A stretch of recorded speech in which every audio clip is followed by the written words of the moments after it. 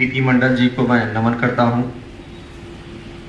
जैसे कि अभी मेरे पूर्व जो है जितने भी वक्ता थे उन्होंने सामाजिक न्याय, आरक्षण, पिछड़ों के लिए हमारे आरक्षण में क्या व्यवस्था है और इस समय वर्तमान में वो कितनी लागू है, इस पर उन्होंने अपनी राय बहुत ही बेबाकी से रखी। तो उसी से मैं जोड़ते हुए आप सबका ध्यान जो है देश की आज़ादी के समय ले जाना चाहता हूं। मुझे लगता है कि इस देश में जिस तरह का छल पिछड़े ओबीसी, दलित और पसमानदा के साथ होता रहा है, वही मजाक आज़ादी के समय में भी हुआ है। हमें और आपको पता है कि जब देश आज़ाद हुआ था तो देश की ज़मीनों पर किसका अधिकार था। अगर आप देखेंगे तो जो देश अगर ज़मीनों पे चलते हैं तो ज़मीन पहले राजा की हुआ करती थी, तो प्रजा उस पर जो है सारा अधिकार राजा का होता था, मलिकाना हक राजा का होता था। प्रजा केवल उस पर अपना खेत जोतती थी और कृषि करती थी और जो भी अनाज पैदा करती थी 1/4 जो है वो राजा को कर के रूप में देती थी, लेकिन वो मालिक नहीं होती थी। जब कोई दूसरा राजा आता था, उस राजा को हराता था तो जमीन उसकी हो जाती थी, फिर भी उस पर किसानों का या जो जनता होती थी उसका कोई अधिकार नहीं होता था। अभी मैं आपको बताऊंगा मैं इस बात को क्यों बता रहा हूं, छल कैसे हुआ हमारे साथ में, और ये बहुत बड़ा छल है जो कि उसी छल से हम आज भी छले जा रहे हैं और आज भी हम सोए पड़े हुए हैं। वो जमीन दूसरे राजा की होती थी, मतलब कि जो राजा का स्टेट बदलता था, मतलब राजा का स्टेटस बदलता था कि न कि जमीन का। जो राजा होता था जनता उसको कर देती थी। इसके बाद जो है जमीन मुगलों की हो गई, मुगलों का अधिकार हो गया इस देश में। करीब 700 साल, संभवतः 800 जो भी रहा, 700-800 साल मुगलों का शासन रहा इस देश में। तो जमीनों पर मुगलों का अधिकार हो गया, सारी जनता मुगलों को कर देना शुरू कर दी। उसके साथ ही फिर अंग्रेजों का आना जो है आगमन हुआ, ईस्ट इंडिया कंपनी आई, फिर जाके ये अंडरक्राउन हो गया जो है, इंग्लैंड की महारानी का शासन यहाँ स्थापित हो गया कुछ सालों बाद जो है, और इन सारी जमीनों पर अधिकार हो गया अंग्रेजों का। उसके बावजूद भी जनता का कोई अधिकार नहीं था जमीनों पर। मतलब ध्यान देने वाली बात यह है कि जनता का कोई अधिकार नहीं था जमीनों पर, जनता का कोई अधिकार नहीं था। उस टाइम अंग्रेजों का अधिकार था। तो अंग्रेजों ने अपने दलाल सेट किए, जमींदार, स्टेट, जो अपने आप को बाद में राजा कहना शुरू कर दिए। ऐसे लोगों को किसानों से कर वसूल करने के लिए, उनका शोषण करने के लिए ऐसे मीडिएटर और बिचौलियों को रखा गया। छल यहाँ पे हमारे साथ हुआ। अब आप देखेंगे छल कैसे हुआ। फिर उन बिचौलियों ने अपने लोगों को उन जमीनों को बांटा और उनसे कहा कि आप जो है इतनी जमीनों के मालिक, मतलब अधिकार देते हैं, आप उनसे कर लेकर हमको दीजिए, बाकी आप अपना रखिए। जो किसानों का शोषण होता था, जो जमींदारी वाली लोग कहते थे जमींदार शोषण करते थे, तो शोषण का सबसे बड़ा बीज सर मुझे लगता है यहाँ पे था, जहाँ की हमारा ध्यान कभी गया नहीं। अंग्रेज अपने लेवल से उनसे लेते थे, फिर वो हमारा शोषण करते थे जबरदस्त तरीके से। अंग्रेजों को 10 रुपया देने के लिए हमसे जो है 100 रुपया वसूलते थे। अब आते हैं देश की आजादी पे सर।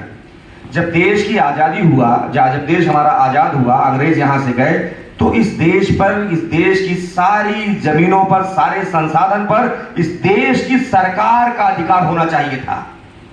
होना चाहिए था कि नहीं होना चाहिए था? क्योंकि राजा का अधिकार राजा से ट्रांसफर होते हुए जब उन्होंने जो है ट्रांसफर किया पूरा पावर, तो इस देश की सारी जमीन जो है अंडर जो है गवर्नमेंट के हो गई ऑटोमेटिक।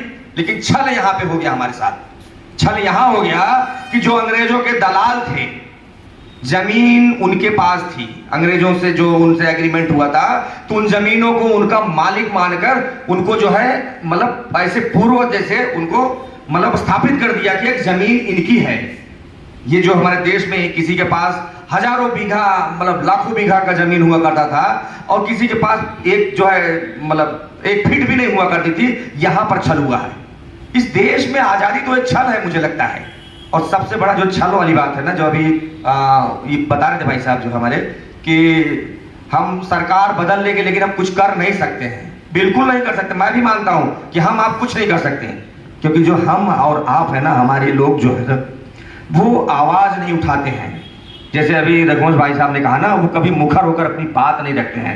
आपने देखा होगा इस देश में जब कांग्रेस थी तो बहुत बड़े बड़े आंदोलन हुआ करते थे, लेकिन पिछले 9 सालों में इस देश में सिंगल आंदोलन नहीं हुआ है, और जितने भी आंदोलन हुए हैं कुचल दिए गए हैं। इसका क्या मतलब सिद्ध होता है इसका मतलब सिद्ध होता है कि जब हम चाहेंगे तब इस देश में बड़ा आंदोलन खड़ा होगा। कौन चाहेगा?